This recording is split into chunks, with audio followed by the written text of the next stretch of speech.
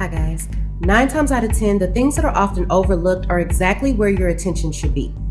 We're in a social media world, a world where everything is visual, but the funny thing is a lot of women are still so blind. They see the dollar signs, the status, the lifestyle, all of which are attached to a man that's not worth her time, but that's exactly who gets all of it. See, what you don't understand is the same man that you look down on because he was working a 9-to-5, regular guy, out every day grinding to make it, is the same man who would have treated you right, but you overlook the person you should have seen. Now, what you guys have to understand is a lot of these girls are just typical thought bots that are doing that. Most real women that go to college and start working a job starts to respect the 9-to-5 guy the older they get and the more responsibilities that they get. What we have is too many guys that work 9 to 5 chasing a girl who's trying to be in a rap video. And that's the case with so many women. A person will show you who they truly are when you have nothing to offer them. When you have little to no benefit to offer is when you will see what a person is truly about and where your relationship stands. A lot of women neglect the beauty of dating a struggling man, but that's where the foundation of trust is built. The loyalty, the commitment, because he's not trying to win you over with any money because he doesn't have it. He's going to win you over with effort, consistency, and that comes with respect. See, you only value and respect something that you had to work hard to get. Now, what I want you guys to understand is you cannot be blinded by that statement. What do I mean? A lot of you guys would look at it like, oh, I'm working hard to get it, and you're chasing a woman that don't want you.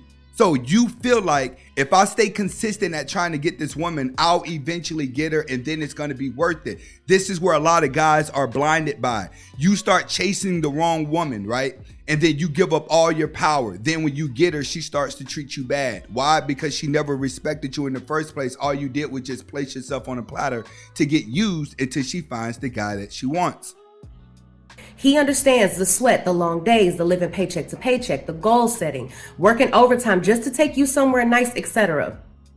That's where 90% of the time the guy with wealth falls short. He has no respect for you. He didn't put in any effort with you. He didn't have to work to build a foundation with you. He simply bought you. To him, you're just another prize on the shelf, something to pull out when he wants to play with it and throw back when he's done. That's what. She's absolutely right, but you have to understand, we're only talking about a certain type of woman. We're not talking about all women, and we're always speaking from the worst case scenario. She is talking about the typical thought bots. The typical thought bots is the one that keeps chaos and confusion. Why? Because the good guy is chasing her, but she's chasing the bad guy or the rich guy. She'll get played and then take her anger out on the good guy. What most wealthy men do. They buy things because they can, not because they need it. Hell, sometimes not even because they want it, just because they can. They're more intrigued with the fact that they can buy you instead of actually being intrigued with you. To him, you come at a monetary cost, and he can buy 1,000 more of you because you come a dime a dozen. You're nothing special. But with the struggling man, your love was bought with authenticity and genuineness that was built on solid ground, and that's the beauty within the struggle. So until the next video, I'll see you guys later. Bye. And she says a lot of good things in that video that people need to pay attention to. But the main thing that guys need to pay attention to is the type of girl that you are actually trying to pursue. We have too many apples that are trying to get with oranges because you cannot control your desires. You control your desires and you control the woman that you're supposed to be with. You have to understand this space is for worst case scenarios only. I'm part of a car club with over 100 guys in there. And I can tell you, a lot of these guys are married with kids and don't watch my channel. Something came to my attention. I walked in a restaurant in Atlanta and something came to my attention. I walked into the restaurant. I looked around. I saw several tables with groups of black women at those tables. But for every white woman I saw sitting at a table, there was a black man sitting across from her that she was dating. Now me, I don't have an issue with interracial relationships. I really don't. That's not even my problem. My main issue was that the black women that were there didn't have any man at their table. Not a black one, not a white one, not a Puerto Rican, not none of that. They're sitting there with each other. So I can only imagine what kind of man-bashing experience that was. And she's right. You see this when you go out. You see the black guy with other race of women, including myself. I have an Arab woman. I'm proud of that. We've been together for a while, and I can tell you, You don't have to go get a passport in order for you to get a good woman. But she's right. You guys are moving on, especially black men. You're moving on. Other cultures are more accepted. Now, you do have a lot of foreign women that would say, why do black men bash black women whenever they get around other race of women? It's because it's a relief of fresh air. Like, you don't understand. Most other race of women don't understand what a black man's going through because you relate to a woman emotionally. But when a black man gets around other race of women, it's like a breath of fresh air because you finally get to be yourself.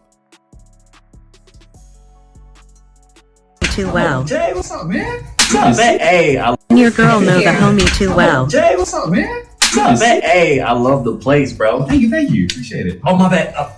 Wit, Jay, Wit is my girl. Hey, nice to meet you. Nice to meet you. Hey, before I check your place out, you motherfucker get that Wi-Fi? Oh, don't worry about it, baby. I'll share it with you. You redecorated? Oh my goodness. You like it? It's amazing. You should check out the bedroom. Oh, okay, yeah. Yeah, I got 2 locks on the door now. 2? 2 of them. Good. We need protection around here. See, this is a situation where guys, you can end up with. That's when you're out with your girl and she's introducing you to all of her male friends that she had in the past. That's what this scenario is relating to. If you get around a female and she starts introducing you to all her guy friends, those are all the guys that she's either been with, messed with, or potentially was about to mess with, but never got around to it. Either way, when women start introducing you to other men that they know, it's time to walk away from the relationship. Trust me. You know why? Because that other guy is not going to snitch. He's not going to say anything because he wants to keep her around. And if he's messed with her before and she's introducing him to the boyfriend, that's disrespect. She's pretty much saying to the other guy, this is my little beta male that I ended up with because I couldn't be with you. Those are facts. And women I missed for months. I'll tell you right now on this podcast, I have walked away from women I loved with all my heart. And women I missed for months, but I never told them. And I never texted them, and I was a man about it. Being a man about things isn't not feeling things. It's feeling things and still acting like a man. In fact, you know what's funny? One of them, after 2.5 years, messaged me on Instagram yesterday. And I read her message and left it on read. And she was sitting there and she was online waiting for me to reply. And I was like, no, if she's not going to be the woman you need her to be, she has to fucking go. And you just have to be a man about it and not. And he's absolutely right. You guys have to be man enough to take control over your life. We have too many men out here who are not taking control over your life. All you're doing is chasing the fairy tale, hoping that the fairy tale brings you happiness. You're hoping that a relationship's going to bring you happiness and it's going to bring you everything. Why? Because even you have been fooled by the cartoons and the movies. That's where most of this is coming from. Everybody is expecting love to feel like a cartoon or a movie. It doesn't work that way. It works like this. You and her develop a friendship first. A friendship, because sometimes friendships are going to last a lot longer than relationships because relationships require too much emotion. After you guys have established a friendship, you need to establish respect. The only way that you can respect each other is accepting each other's flaws. You have to realize everybody ignores each other's flaws until they make you mad. Then when they make you mad, you want to tell people their flaws in order to make them mad for the pain that they gave to you. No, you have to automatically respect each other before love. You have to be able to accept her for who she is, and she has to accept you for who you are. You cannot try to change a person. A person is who they are when they got here. So you have to be very selective as to what you do. Love comes when both of you realize that you have accepted each other's flaws and that your friendship is more valuable. Then you can be in love because now you have taken control over the things that can distract you psychologically. It's easy to tell somebody you love them. It's hard to show them. But when you tell somebody you love them and they fall for it, it's because they're delusional too. They're trying to get a feeling that they seen on TV. You have got to start expecting great things to happen for you in order for it to happen. It is the law of attraction. It is real. It is nothing fake about it. The Bible says a man is as he thinketh. If you live your life in expectations, that's what happens to you. If you live your life in despair, that's what happens to you. If you say all men are dogs, you're going to meet every last one of them. I'll never be rich. You won't. You won't. The moment you change the frequency that your tower emits, the moment you change that frequency, different things come back to you. I'm telling you this how it works. I'm gonna just say this fast as I can, I'm gonna let you go. If you change your attitude, you change your altitude. He is absolutely right. He is absolutely right. I tell you guys, day after day, video after video, you have to get outside.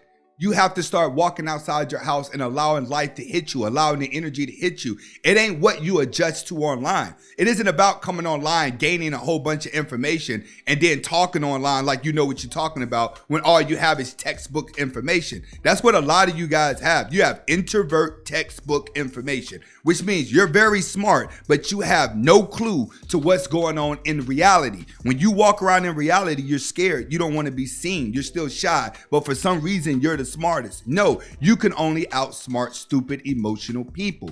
Why? Because in real life, you have to actually be living it. You have to change the way you think because the world is different in each state, in each city. You have to be able to adapt. Species who fail to adapt will go extinct. What do I mean? That means that you would no longer be valuable in life. That's what's happening with society. This is why you see so many people taking other people out. Now people are just used to people's lives being lost. It's normal now. Why? Because people cannot handle the pressures of reality because they fell into their alter ego that exists online. Which means that the person that you are online is not the person that you are in reality. And when you try to take your online character and put it in reality, it normally doesn't even work. Majority of the content creators in this space are nobodies in real life. They're not doing anything. They're not going anywhere. They're not going on vacation. You have to study like Coach Greg Adams. He's showing you exactly how to live. Study me. We show you exactly how to live because we show you our lifestyle on this camera and we show you our lifestyle off this camera to show you that you need a balance. Steve Harvey is right. You change the way you think, you change your altitude of life. You have to be that way. Some people, when they see me in public, they still think I'm Anthony Spade Reactions, not realizing I'm Life with Anthony Spade too, the guy who customizes cars.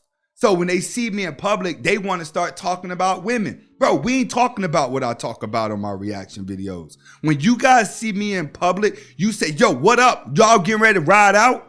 Y'all don't come talking to me about my channel because now I have to adapt to real life. I have to have a life. You stay stuck on this too long, you're not going to even like yourself. And when you don't like yourself, you're not going to go anywhere in life. You're just going to be blaming others while your life is not going the way that it's going. And that's real talk. This is Anthony Spade. Hopefully you guys got the message behind the video. Comment, like, subscribe to both of my channels. Hasta la vista.